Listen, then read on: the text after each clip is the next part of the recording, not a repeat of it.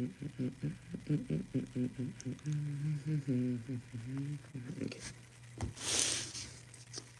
Reading the Action Bible. Let me get to where we finished last, where we were last at. And basically, this is a face reveal, I guess, because with how I used to record these, holding it above was difficult. So doing it like this is gonna make it 10 times easier. But yeah, the one I'm about to read is Rainy Days, based on Genesis 6 through 7. So basically Noah's Ark and stuff like that. Your wickedness cannot continue. Turn away from your idol worship. Return to God who created you and gave us everything we have. God didn't give me everything I have. I stole it. Ha. Noah thinks he's better than everyone else. And when I'm done reading every page, I'll let you look at it, or I'll show you. But Noah remains true to God. One day, God speaks to him. I'm sorry that I ever made humans. They are corrupt and violent, so I'm going to destroy them, Noah. You have been faithful. Build yourself a ship, because I'm going to flood the whole earth. Noah obeys and begins building an ark. He follows the instructions that God gives him. That crazy Noah thinks that he can float a boat on dry land. What will he think of next?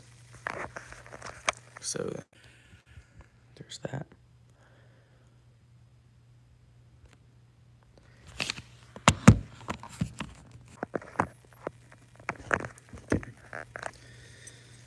This is the narrator.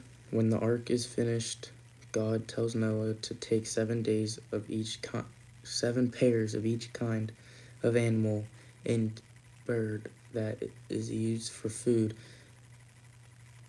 and 1 pair of each kind that is not used for food. Noah and his family enter the ark.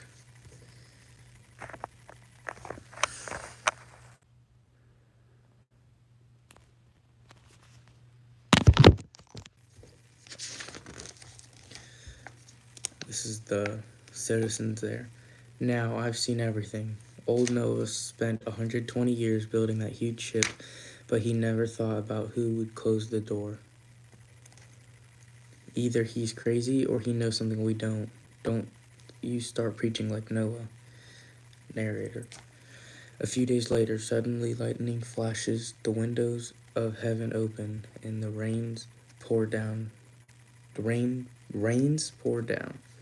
Flood waters rise rapidly. The citizens.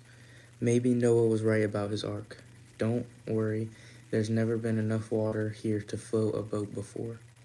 Yes, but it's also never rained like this before. Look, the door of Noah's ark is closing, but who is shutting it? Could it be Noah's God? Narrator.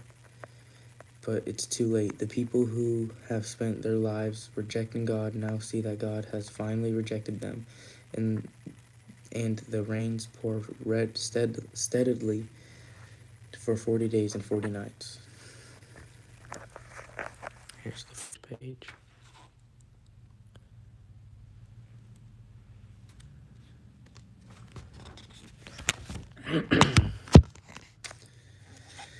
Narrator. Water floats over the land and rises above the mountaintops. All the earth is covered. Only Noah's great ark survives. The flood destroys everything evil.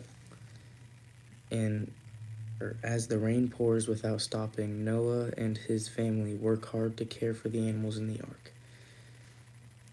This is Noah's family. Have you fed the cows and sheep yet, Shem? Yes, I just finished. Now I'm going to feed the reptiles. And now I have to clean up after the cows and sheep and the reptiles. One day, this is the narrator, one day the rain stops, but the ark still floats above the flooded earth. Land is nowhere in sight. that is the last page for rainy days. And the next one's a rainbow promise based on Genesis 8 to 10. And I'm guessing by that it's going to talk about how God gave the rainbow as a promise that he will never flood the earth again. Okay. The narrator. Month after month, Noah's family waits. The family. We've been in this ark for 6 months now. When will we ever see land again? It could be another 6 months, and what will we find when we finally get out? Narrator. Finally, the water level begins to drop. The ark comes to rest on top of the mountains of Ararat.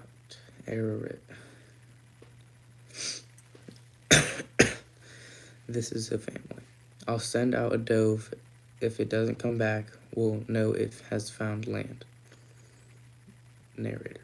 The dove disappears from sight. Noah watches the skies. After long hours swirling through the sky, the dove returns. A few days later, Noah again sends out a dove, and it returns. Noah.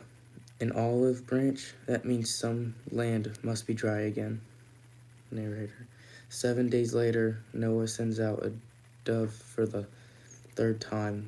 This time, the bird does not return. It has found a place to nest. Oh shit, I'm supposed to show y'all, sorry.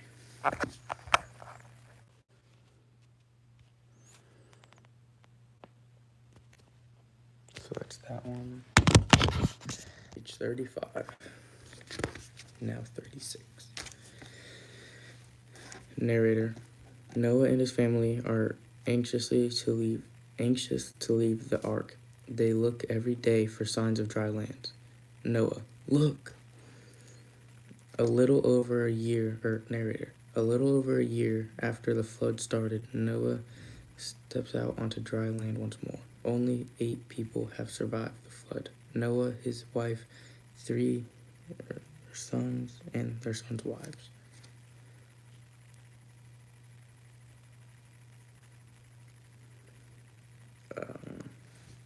The family. The warm sun on my face, the grass under my feet, it feels wonderful. Oh ground, how I've missed you.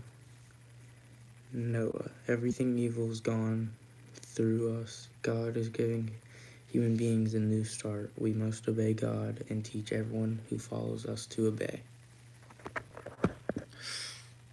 Nice.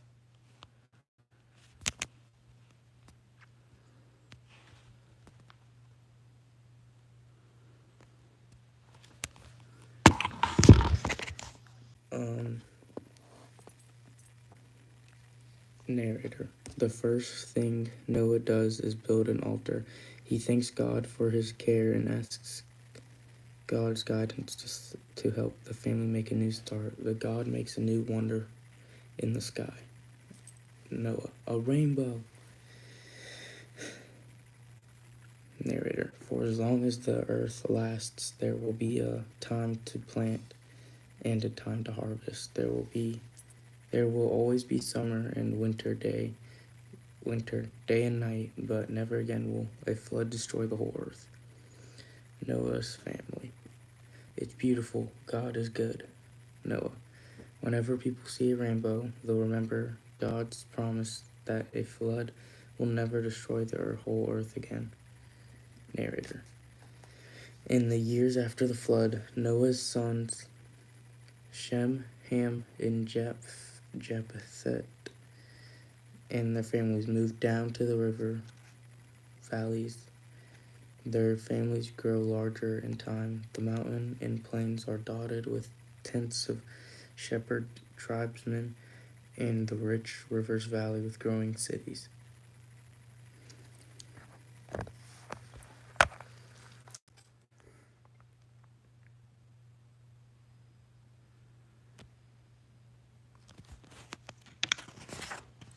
And that's it for the Promise, I think it was called.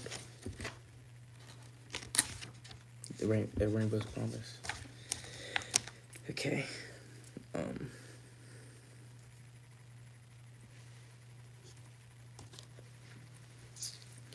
I think that's all I'm gonna read for today. But I'm gonna try to do one of these every day, like on a live, because it makes it easier. So I don't have to make multiple parts. And yeah, thanks for watching, if you're watching it right now. Make sure to like and subscribe for more. And later today, around 11, me and a couple of my friends are gonna do the 50 sub special. One of them is also a YouTuber, and we're gonna do a live together. So yeah, make sure to tune in and subscribe to him. Yeah. Thanks for watching, and bye.